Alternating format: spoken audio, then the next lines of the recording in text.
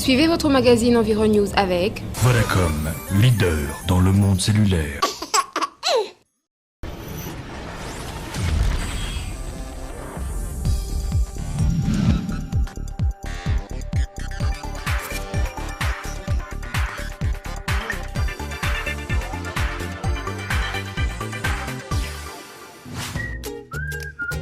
La question de l'eau se pose de plus en plus avec l'accroissement démographique observé dans plusieurs parties du globe, augmentant de manière significative la pression de l'homme sur cette ressource. Voilà pourquoi, depuis quelques décennies, on assiste au niveau mondial à des débats de plus en plus houleux sur la question. Une gestion efficiente de cette denrée s'impose.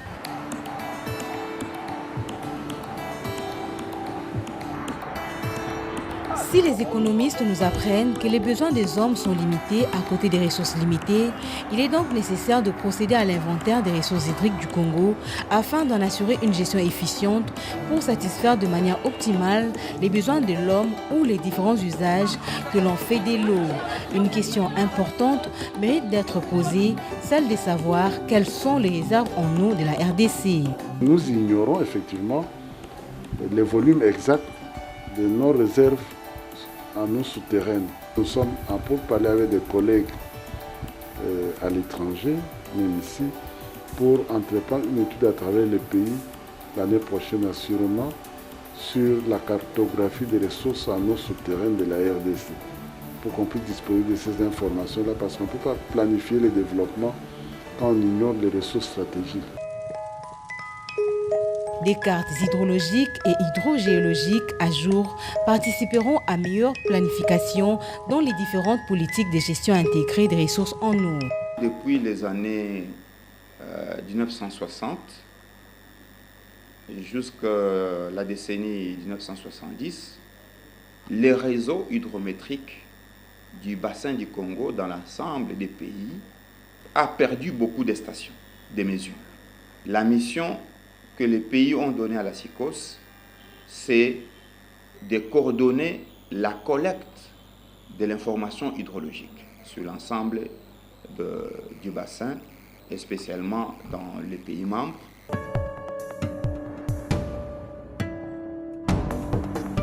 Actuellement, la SICOS est en train de se déployer pour arriver à des estimations qui puissent se rapprocher de la réalité. Les initiatives voient le jour ça et là pour inventorier et quantifier les eaux de la RDC. À cet effet, les actions des CB Hydronet, CapNet et autres qui proposent des modèles d'évaluation sont perçues d'un bon œil. Il y a aussi des techniques très avancées que nous n'avons pas encore utilisées, des techniques qui utilisent même les observations satellitaires, mais nous n'avons pas encore utilisé ça. Ça serait bon que nous puissions accéder à ces techniques et puis les utiliser pour quantifier les ressources en eau souterraine de notre bassin ou bien de notre pays, la RDC.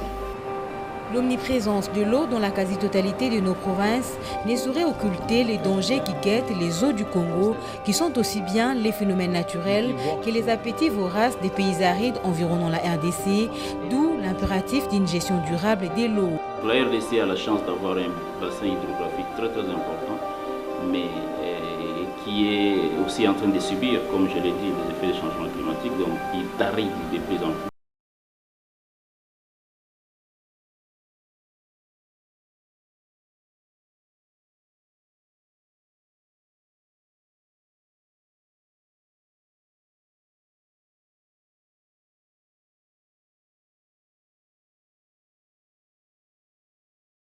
Qu'allez-vous attendre de ceci? En effet, l'onde du désert du Kalahari au sud et les Sahara au nord s'est fait de plus en plus ressentir. Les effets des variations climatiques laissent entrevoir des diminutions substantielles de la quantité d'eau dans un futur proche. Certains effets sont d'ores et déjà perceptibles. Ceux qui ont habité Lubumbashi ou les Katanga, la province du Katanga, remarqueraient qu'il y a changement notable au niveau des précipitations. Donc, on peut aller à plus de 6 mois et on n'enregistrerait pas la norme exigée au niveau des précipitations dans cette partie. Donc on sent les effets de l'augmentation de la calaïrisation dans la partie sud du bassin du Congo et les impacts par rapport au sud, les cours d'eau comme la Lufira et les autres manquent d'eau. On a connu des délestages, c'est même annoncé encore cette année au regard du volume d'eau qu'on a essayé de monitorer. Donc il y a des difficultés effectivement en termes d'eau qu'on va connaître encore cette année.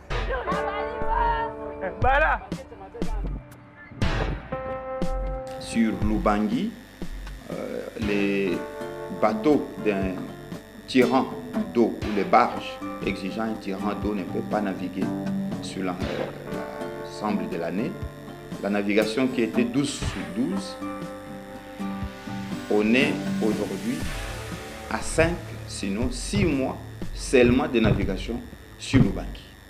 Miss Vodacom, la saison 3 à la recherche de la femme de rêve est lancée. Faites votre part. Soutenez votre candidate en envoyant plusieurs fois son numéro par SMS au 42 601 pour 1 vote à 50 cents, au 42 602 pour 4 votes à $2, au 42 603 pour 40 votes à $20 et au 42 604 pour 400 votes à $200.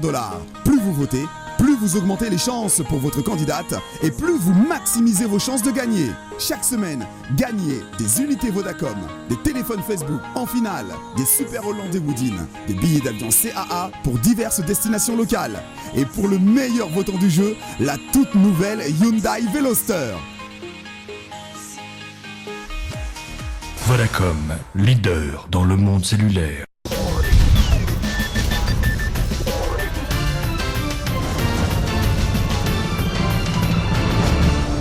En honneur à la Journée internationale de l'environnement célébrée le 5 juin de chaque année, la Bralima a organisé une journée porte ouverte qui s'est tenue dans son siège de Kinshasa. Plusieurs acteurs engagés dans le secteur environnemental et les professionnels des médias ont pris part à cette journée. Thérèse Olenga, ministre provinciale de l'Environnement, a félicité la Bralima pour son implication dans la cause de l'environnement. J'ai vu réellement l'engagement de Bralima et je voudrais bien les féliciter. Inviter les autres à faire pareil. Peut-être qu'ils le font, on n'est pas au courant, mais en tout cas qu'ils fassent savoir ce qu'ils font. C'est aussi une manière de sensibiliser notre population. En entreprise responsable qui travaille dans le respect des normes environnementales, la Bralima procède au traitement de ces effluents avant de les déverser dans la nature. Outre ce traitement, l'entreprise utilise des nouvelles technologies susceptibles de réduire l'usage de l'eau et de l'électricité.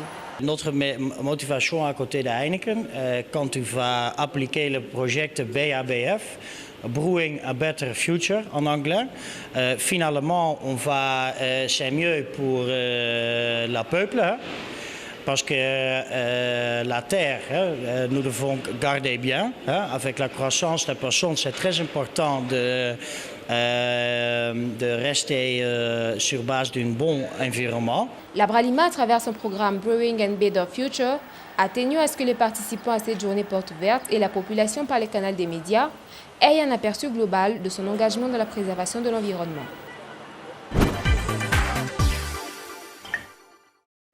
L'ASBL IBI Village a tenu à Kinshasa une conférence de presse pour annoncer la 5e édition des Journées Portes Vertes prévues du 4 au 6 juillet à IBI Village, situé à 140 km du centre-ville de Kinshasa. Profitant de cet entretien avec la presse, Olivier Mouchette a expliqué les activités et la vocation de son domaine. Je pense que la vocation d'un tel événement, c'est évidemment bien sûr de faire savoir comment travaillent aujourd'hui, comment vivent les populations rurales, pas très loin de Kinshasa sur le plateau des Batéké, mais c'est aussi une occasion tout simplement de permettre à des gens de se rencontrer. Ayant pour thème course contre les changements climatiques, ces journées portes vertes permettront non seulement de sensibiliser sur les menaces qui pèsent sur la planète, mais aussi de faire du puits carbone de la RDC l'objet d'un grand événement. Je voudrais sensibiliser chaque Congolais pour qu'il puisse savoir que nous avons aussi une responsabilité dans le changement climatique. Nous allons commencer avec le prologue cycliste autour de Kinshasa, avec une 50aine de cyclistes qui vont rappeler aux gens que bientôt, c'est les portes vertes des bivillages. Pour les organisateurs, ces portes vertes où sont attendus plus de 5000 visiteurs seront une fête pour les Kinois et les paysans des IBI Village. Depuis Kinshasa, des navettes d'autobus transporteront les visiteurs en aller comme au retour pendant ces 3 jours. Chaque visiteur aura ainsi la possibilité de planter un arbre, synonyme de contribution à la course contre les changements climatiques. En marge de la Journée mondiale de l'environnement célébrée chaque 5 juin, la société DHL a procédé au reboisement des essences locales dans les jardins botaniques de Kinshasa. Cette activité s'inscrit dans le cadre du programme Go Green, initié par la dite entreprise. Ces programmes consistent dans la préservation de l'environnement. Il nous semblait important de nous retrouver ici, afin de célébrer à notre façon cet environnement que nous aimons tellement dans un pays qui regorge de trésors en la matière.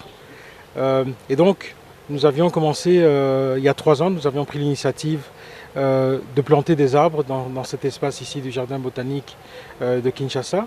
Et là, nous sommes venus perpétuer une tradition, ce que nous voulons être une tradition chez DHL, c'est que ce carré soit notre responsabilité en termes d'entretien et en termes de développement d'une partie de notre environnement. Conscient des impacts négatifs dus aux activités de sa flotte aérienne et autres engins, DHL, entreprise éco-responsable, ne ménage aucun effort pour apporter son soutien à l'environnement, ceci à travers des actes responsables et susceptibles de contribuer à sa sauvegarde. Nous disons, nous DHL, que dans l'environnement où nous œuvrons, nous polluons la nature, n'est-ce pas, avec nos véhicules, avec nos avions qui atterrissent à Kinshasa pratiquement 5 fois par semaine. Et pour compenser cette pollution, nous aimerons et nous faisons chaque fois des activités en rapport avec la nature et l'environnement. À l'instar des DHL, les entreprises œuvrant en RDC devraient lui emboîter les pas pour le bien de la planète.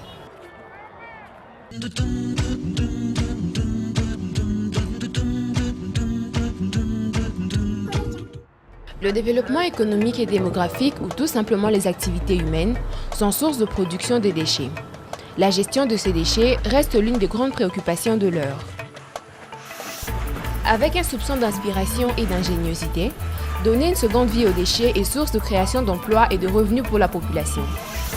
L'activité que nous présentons ici est une illustration d'une entreprise de valorisation de déchets. Maximilien est un jeune sorti fraîchement du département d'environnement de l'Unikin qui a su saisir l'opportunité que représente la récupération des déchets ménagers dans la ville de Kinshasa.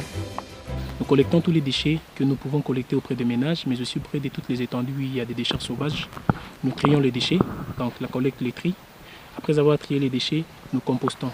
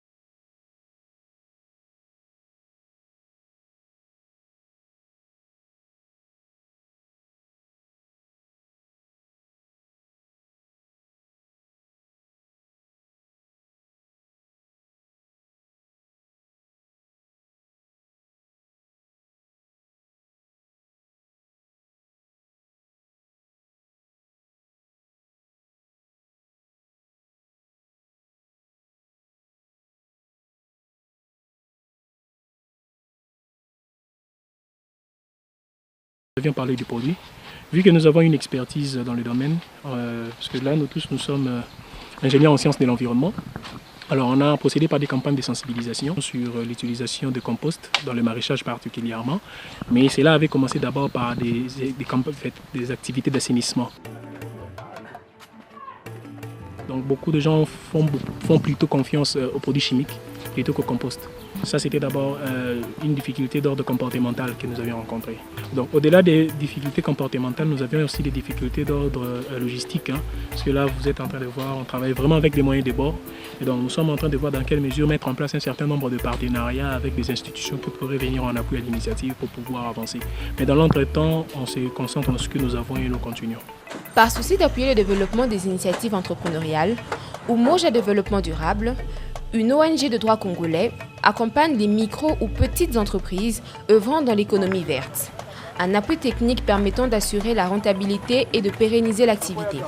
La jeunesse africaine peut oser faire quelque chose car tout le monde est appelé à devenir grand.